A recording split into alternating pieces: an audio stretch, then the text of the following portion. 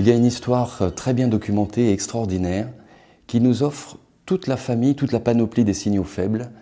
Cette histoire, c'est celle du Titanic. Et bien évidemment, ils n'ont entendu aucun de ces signaux faibles.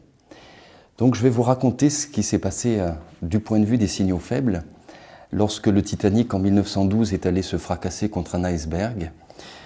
Le Titanic est figuré ici par un bateau qui est une huître que m'a offerte un de mes fils pour la fête des pères. Elle est peinte en rouge pour bien signaler que le message était important.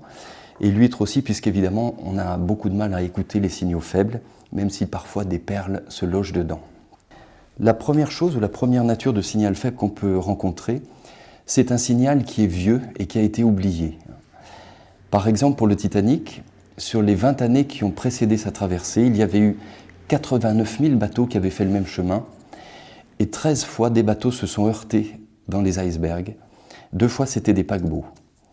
Et puis, autre événement intéressant, en 1907, on a trouvé des icebergs au sud jusqu'aux Bermudes.